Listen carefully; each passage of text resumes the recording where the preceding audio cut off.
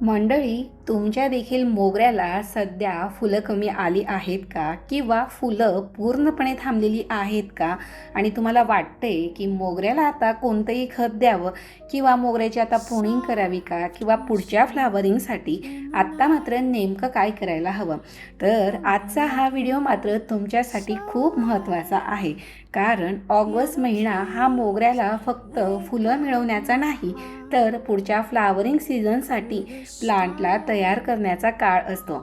आणि आज मी तुम्हाला माझ्या मोगऱ्यावर देखील प्रॅक्टिकली सगळं हे करून दाखविणार आहे. या मोगऱ्याची मी आज प्रुनिंग केलेली आहे, माती देखील व्यवस्थित लूज केलेली आहे आणि त्यामध्ये मॅच्युअर असं वर्मी कंपोस्ट आणि अजून एक इन्ग्रेडियंट घरच्या घरचं म्हणजे होममेड तयार केलेलं जे काही पावडर आहे ते मिक्स करून दिलेलं आहे. पण हे करताना मात्र काही गोष्टी खूप महत्त्वाच्या आहे. विशेषतः पावसाळ्यात मोगऱ्याला पाणी किती द्यायचं, प्रुनिंग किती करायची, माती कशी ठेवायची आणि जर तुमच्या देखील मोगऱ्यावर असे येलोविश स्पॉट दिसत असतील तर मात्र त्याकडे कसं पाहायचं, म्हणून आजचा हा व्हिडिओ मात्र शेवटपर्यंत नक्की बघा. सो नमस्कार मंडळी, मी राजश्री आणि तुम्ही पाहत आहात सिंपल गार्डनिंग मराठी. इथे आपण आपल्या घरच्या बाल्कनी, टेरेस आणि गार्डनमधल्या प्लांट्सच्या अगदी प्रॅक्टिकल आणि सोपी केअर जी काही असते ती अगदी मराठीतून केअर समजून घेत असतो. चला तर मग आपल्या मोगऱ्याची ऑगस्ट महिन्यातील कंप्लीट जी काही केअर आहे ती स्टेप बाय स्टेप पाहूया. सर्वात पहिले अशी स्पॉट तुमच्या देखील मोगऱ्याच्या झाडाच्या पानांवर आलेली आहेत का, ते मला मात्र नक्कीच सांगा. तर मंडळी, सध्या मोगऱ्याची कंडिशन अशी काहीशी आहे आणि त्यातील जवळपास 8 ते 10 पानांवर असे येलो स्पॉट आहे. आता तुम्हाला या मोगऱ्याची काही मॅच्युअर लूजवर असे छोटे येलो स्पॉट जर दिसत असतील तर माझ्या तर कमीच पानांवर ते स्पष्टपणे दिसत आहे. सो याला आपण इंटरव्हेनियल क्लोरोसिस किंवा न्यूट्रिएंट रिलेटेड येलोविंग सारखा पॅटर्न म्हणू शकतो. पण फक्त फोटो किंवा व्हिडिओमध्ये किंवा पानांच्या रंगांवरून हे नक्की आयर्न डिफिशियन्सी आहे असं मात्र समजू नका किंवा असं सांगणं देखील योग्य नाही. यामागे न्यूट्रिएंट डिफिशियन्सीसोबतच ओव्हर वॉटरिंग किंवा कुंडीतील पुअर ड्रेनेज किंवा न्यूट्रिएंट अपटेक प्रॉब्लेम झाडाचा असू शकतो. आणि पावसाळ्यात एक गोष्ट विशेषतः तपासा, पानांच्या खालच्या बाजूला छोटे इन्सेक्ट किंवा वेबिंग किंवा बारीक स्ट्रिपलिंग्स तर नाही ना, कारण सकिंग पेस्टमुळे देखील अशा प्रकारचे येलो स्पॉट दिसू शकतात. म्हणून फक्त पानं पिवळी दिसली म्हणून लगेच आपण 5 वेगवेगळी खतं देऊ नका. मी माझ्या प्लांटवर आत्ता काय केलं आहे ते तुम्हाला दाखवते. तो सर्वात पहिले तर मी या ठिकाणी कुठल्याही प्रकारचं इन्सेक्ट हे माझ्या झाडावर किंवा पानांच्या मागे नाही हे कन्फर्म केलं. त्यानंतरच मात्र मी आता या ठिकाणी जी काही माती आहे तिची केअर करायला घेतलेली आहे. आता या ठिकाणी मोगऱ्याची जी काही माती आहे ती व्यवस्थित लूज करून घेतलेली आहे. वरची माती खूप कॉम्पॅक्ट झाली असेल तर रूट्सला हवा मिळणं कमी होत असतं आणि पाणीही व्यवस्थित ड्रेन होत नाही. म्हणून माती हलकी करण्याची गरज असेल तर वरचा हलका थर हाताने लूज करा, पण रूट्सला इजा होणार नाही इतकं खोल डिगिंग देखील करू नका. आणि सगळ्यात महत्त्वाचं, कुंडीच्या खाली ड्रेनेज होल व्यवस्थित असले पाहिजेतच. पावसाळ्यात मोगऱ्याची माती कायम चिखलासारखी ओली ठेवणं ही सर्वात मोठी चूक आहे आणि पाणी दिल्यानंतर एक्सेस वॉटर देखील बाहेर हे निघून जायला हवं. आता यानंतरचं मोगऱ्यावरचं तिसरं काम म्हणजे प्रुनिंग होय. तर आता सर्वात पहिले काम आपण माती लूज केली, त्यानंतर पानांची तपासणी केली.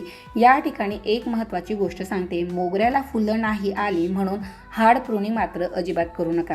सो मी या ठिकाणी साधारणतः 30 ते 40% एवढी मोगऱ्याची प्रुनिंग करून घेतलेली आहे.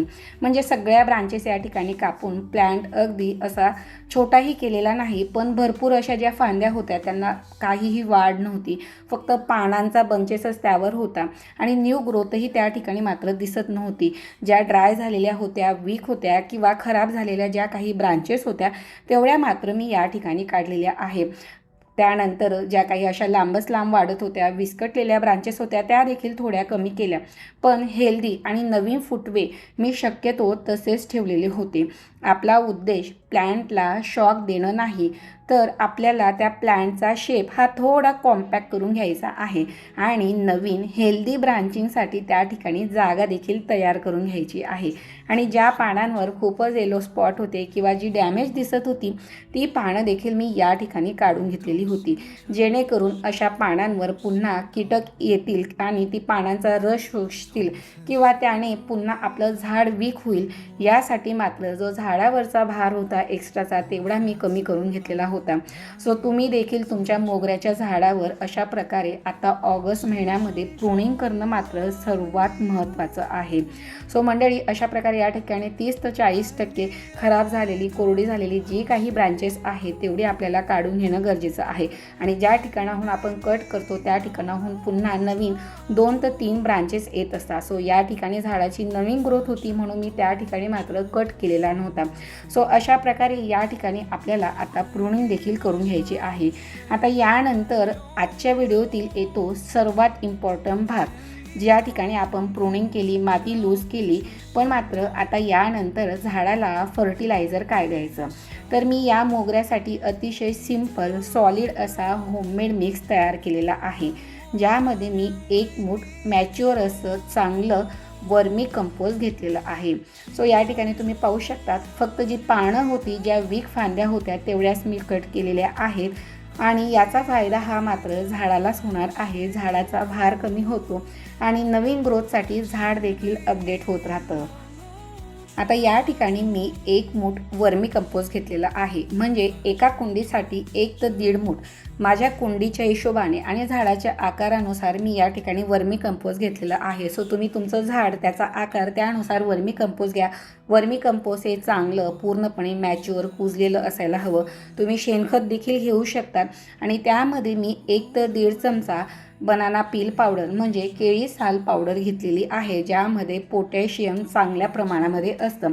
सो हे दोन्ही मी व्यवस्थित मिक्स करून घेतलेलं आहे. आणि आता हे मिक्स मी कुंडीच्या कडेकडूनच मातीमध्ये हलकंसं इनकॉर्पोरेट केलेलं आहे.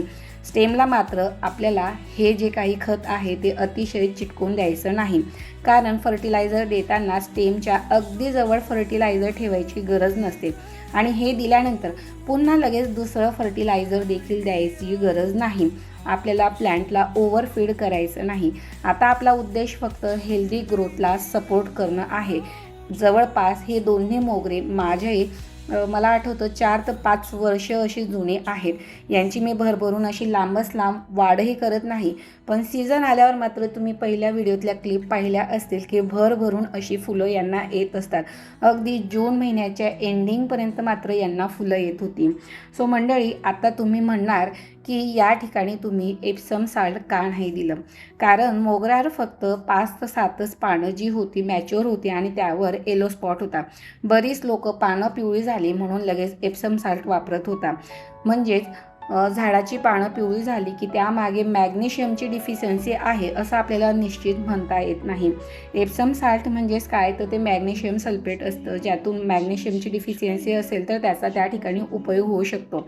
पण डिफिशियन्सी कन्फर्म नसताना रूटिंग फर्टिलायझर म्हणून एप्सम साल्ट या ठिकाणी देण्याची गरज नाही. म्हणून मी आता एप्सम साल्ट हे स्किप केलेलं आहे. किंवा या ठिकाणी मी राख, नीमकेक, ऑरेंज पील पावडर असे इतरही फर्टिलायझर या ठिकाणी मिक्स केले नाही. एकाच वेळी सगळं देणं म्हणजे प्लांटला त्याचा जास्त फायदा होईल असं नाही. सो आता या ठिकाणी आपण आज बनाना पील पावडर वापरलेला आहे. सो राखही दिलेली नाही. म्हणून घरच्या झाडांसाठी होममेड फर्टिलायझर वापरताना मला एक नेहमी वाटतं की कमी पण योग्य प्रमाणात देणं चांगलं असतं. एकाच वेळेस केमिकल किंवा भरपूर अशा मात्रांचा फर्टिलायझर देऊन झाडाला त्या ठिकाणी शॉकही दिला जात असतो आणि झाड मात्र पाहिजे तशी ग्रोथही करत नसतं. सो आता फर्टिलायझर दिल्यानंतर सगळ्यात महत्त्वाचा भाग येतो तो म्हणजे वॉटरिंग. पावसाळ्यात मोगऱ्याला रोज पाणी देण्याची गरज नसते. तुम्ही पाहू शकता, जवळपास 3 ते 4 दिवस झाले मी झाडांना पाणी दिलेलं होतं. आणि सुरुवातीला मी तुम्हाला मातीची कंडिशन दाखवली होती की हातामध्ये गोळा तयार होत होता. सो या ठिकाणी अजून जर माती ओलसर असेल तर मात्र झाडाला पाणी देऊ नका. मातीच्या वरचा 1 ते 2 इंच भाग काही प्रमाणात सुकल्यावर आणि प्लांटला पाण्याची गरज आहे असं जाणवल्यावरच झाडाला पाणी द्या. पाणी दिलं तर ते एकदम थोडं थोडं न देता व्यवस्थित द्या, जेणेकरून एक्सेस वॉटर हा ड्रेनेज होलमधून बाहेर जाईल तोपर्यंत, म्हणजे कुंडीमध्ये झाडाच्या शेवटच्या मुळाच्या टोकापर्यंत पाणी पोचवायला हवं. पण पावसामुळे आधीच जर कुंडी भिजलेली असेल तर फक्त फर्टिलायझर दिलं म्हणून त्यावर पुन्हा पाणी ओतू नका. या ठिकाणी मात्र मी फक्त फर्टिलायझर देऊन घेणार आहे, पाणी मात्र झाडाला देणार नाही.